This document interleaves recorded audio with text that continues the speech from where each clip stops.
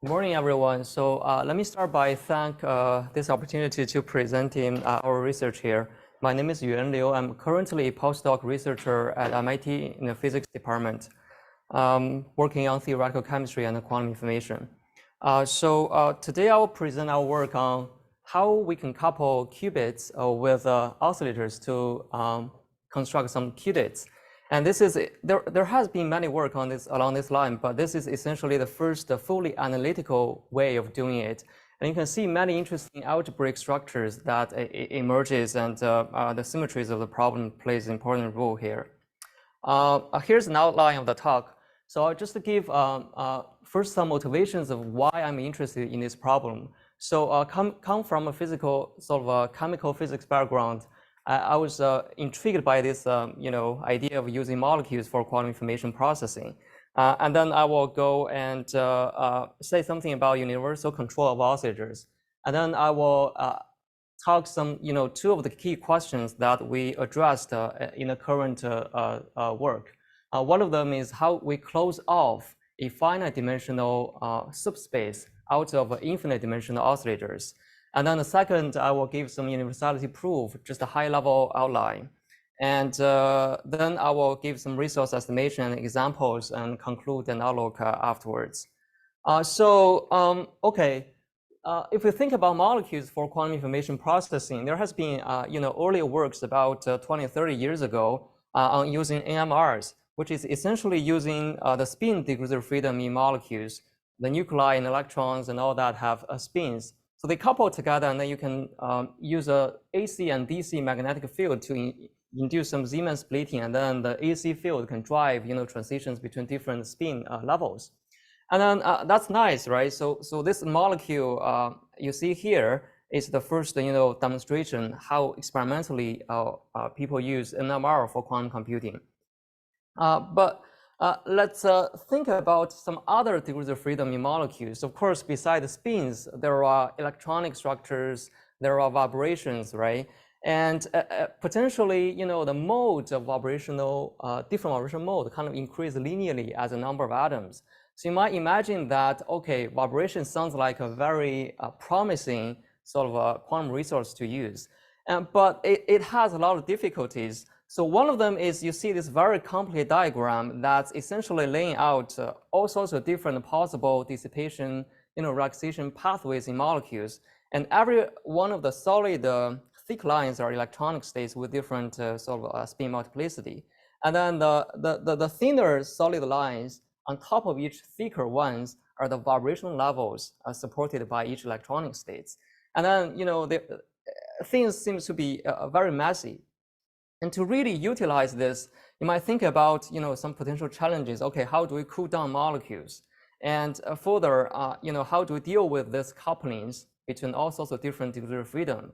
And it can be a blessing or a curse depending on how you use it and how much the coupling is there.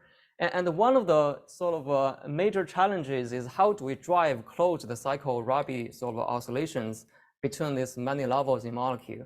Because the moment you go up to some higher electronic states, and then you go back, it sort of goes to different vibration levels. So your population get lost. So can we simplify this? Okay, if you think about vibrations, one of the simple idea I have is, okay, for any arbitrary smooth enough potential, right? So if you look at the equilibriums, it's going to be quadratic potential. So to think about vibration, can we start from some harmonic oscillators and then analyze how can we, control the oscillators in an arbitrary fashion to perform useful quantum computations? And of course, oscillators are also ubiquitous in nature. It has molecules and solid phonons and all that cavity photon degrees of freedom. But it got a lot of issues here. So one of the issues, as I mentioned before, is that the oscillators have infinite energy levels, the harmonic oscillators. So if you use any laser to naively drive the transition between different adjacent levels, it will just always keep heating up and up and up, and then goes to infinite energy. So after all, you would need infinite amount of energy to even control a single oscillator. So that's clearly not a viable approach. And then so to perform useful computations, you need a finite dimensional subspace. And then there has been pioneer work done, 30 years ago on coupling a qubit to an oscillator. So by this coupling, you can drive some particular transitions between the two of them, and then you can close off the oscillator subspace, and then do some sort of useful things there. The approach I'm going to talk about today is also couple a qubit to oscillator. And to some extent, it's surprising, but also satisfying, because qubit is really the most simple primitive you can think for quantum computation. And then it's surprising that by just a couple of qubit to oscillator, you can actually turn an oscillator into a qubit, a many-dimensional sort of finite space. And many of the earlier works on sort of thinking about coupling between qubits and oscillators are focusing on simple Hamiltonians, which people call Jaynes-Cummings type interaction, which is essentially the last term here, where says, okay, if you excite your qubits, and then your vibrational sort of energy quanta got decreased by 1, and then if you de-excite your qubits, and then your excitation energy quanta got increased by 1. And based on this kind of simple Hamiltonians, there are earlier works that people think about how to use it to prepare arbitrary state in an oscillator. And then there are some later on, different works considering different coupling schemes and to construct universal operations in this finite dimensional subspace. And many of the work, I will just highlight, one of them. So this one by Mistronk and Malmer, they built upon a state preparation protocol to synthesize unitary operation in a finite dimensional subspace by decomposing, the operator into many state preparation protocol. But then their sort of approach involves approximations. And many of this, other sort of works assume some, this one assumes some adiabatic switch on and off between the couplings between qubit and cavity. We know there are problems that how to actually decouple the qubit and the cavity is some issue if you don't have access to adiabaticity. And there is some recent early work on considering continuous variable gate controls, like the control displacement and squeezing. This is something that I'm not going into a lot of detail today, but I will stick with this Fock level picture today.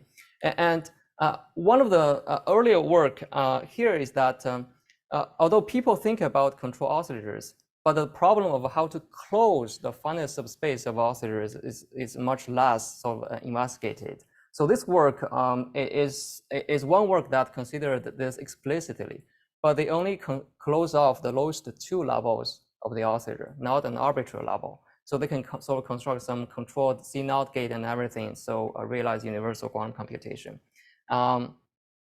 So here's the 2 key questions that I will address, in my talk today. So the first one is, how do I close off an arbitrary finite dimension subspace in an oscillator? And the second one is, how do I implement arbitrary unitary operation fully analytically within this finite dimensional subspace? And then within the two, we can say, okay, we have a good Qudit to use. So why do I care about fully analytical sort of approaches here? So one of the things, by stick with analytical constructions, we can sort of fully understand the algebraic structures. And having exact protocol to do this, then we can understand the trade-offs between cost and sort of efficiencies. And then we can employ some approximations on top of those. It's not saying approximations are not good, approximations are good, but then we might want to have some, exact sort of analytical approaches and then build on top by some approximations. And also we want our controls to be very simple, because we are considering a qubit and the dimensionality can increase. But then ideally we want to have a finite number of controls, right? So the number of controls should not increase as the dimensionality grows. And second, we might want to have as few controls as possible, 1 or 2 of them. And that's something that I will show that we can achieve here. So here's a very simple sort of setting of the problem. So I start from some two-level qubit system, the non-interacting Hamiltonian, and an oscillator, and then I couple them using a laser. And then you see this laser is propagating along the z direction, which is also the quantization mode direction of this oscillator. And then it got a different frequency. And then depending on the frequency of the laser, I can tune different resonances or transitions in this qubit coupled oscillator system. So particularly if my laser in resonance with this simple two-level transitions, I can have this kind of carrier transitions, which just excite two-level from 0 to 1 or back. So if I tune this laser frequency to some mismatch that couples diagonal sort of levels, I can have this kind of transitions Q1, Q2, the red sort of off diagonal levels here, couple two different levels in this energy level diagram. So what I'm drawing here, there is a lower manifold here, which is the qubit level. There is a sort of upper manifold, which is induced by the coupling from the qubit to this oscillator. And then the two controls, one of them is blue arrow, which is the carrier transitions. The other is the red arrow, which is the sideband. So these are all the simple controls we're going to use to do our job here. And for simplicity, I will just define naturally the two controls naturally partition the many sort of different levels into two groups, right? So I call this the carrier transition, the carrier manifold, and the sideband transition, the sideband qubit manifold. And just before I even say anything about the problem, let's just make some simple observations, right? So there are two controls. Okay, good. The controls are simple. And then there are two qubit manifold, as I just mentioned.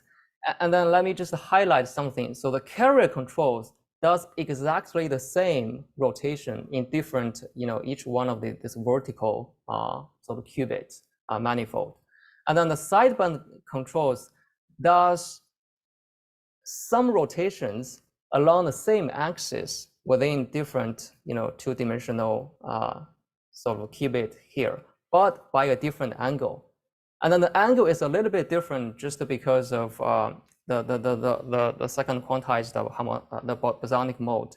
And also you notice that this simple model got a very sort of intrigue, so self-repeated structures. So the level just keep going up and up. So this suggests we might be able to use some of the structures here to build our constructions and prove that's indeed the case. So let me just go quickly into the first problem, right? How do we close off the oscillator space? So let's say I care about a finite dimensional levels here, space here. Okay, what are the transitions that's leaking out? Of course, you see that only one of them is leaking out, which is Qn+1 on the boundary. And that's set by the controls and the problems. So the only thing I need to do is just to close off this Qn+1 transition. And you might wonder, okay, that's actually very simple, right? Just to choose some multiples of pi rotations for this particular transitions. That's it. And that's essentially what we did.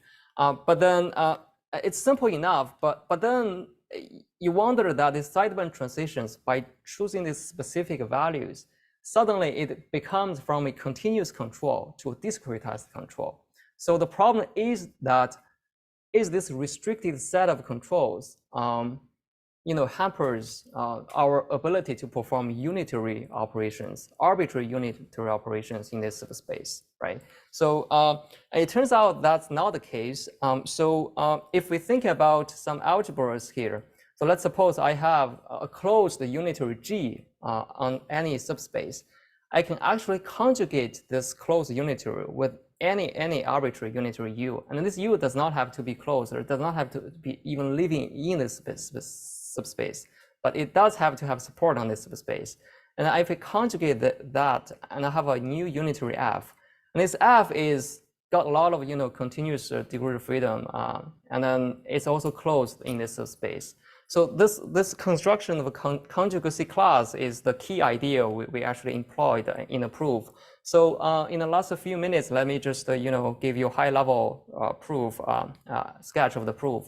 So we want to have the universality of the Qudit, right? And then we can then implement some arbitrary sort of SU2 rotations between any pairs of the states in the Qudits. Then we can go from there to the universal Qudit operations. Okay, let's go back a little bit. How do we implement arbitrary SU2s? So we can show that we can actually only have arbitrary SU2s in a vertical qubit manifold and this sideband qubit manifold. And then we can chain many of them together. And then this arbitrary SU2s can be break down to some elementary SU2s. So this is what elementary SU2s look like. They're discretized gate set, which does nothing identity on many of the subspace, but only some sigma x or poly x or poly y or plus minus identity. So this is like the discretized gate set. You might familiar with this qubit sort of a circuit compilation. But then we also got some continuous degrees of freedom that's in the carrier transitions that we can utilize. So so the problem is boils down to how do we construct this kind of elementary SU2 on a sideband manifold. And the way we construct it is by induction or recursive construction, because I mentioned, okay, you can just extend this oscillator levels, one by one. And then let's say we assume we have some elementary sort of operations here already for the lowest n levels. Now I want to extend it by one more level to n+1. And then how do I do that? So I can play some tricks on algebras and then build a conjugacy class to do it. Sure. And then that might sound very involved. So here's a simple picture of it. So let's say if I want to implement a sort of a poly X on a qubit, right?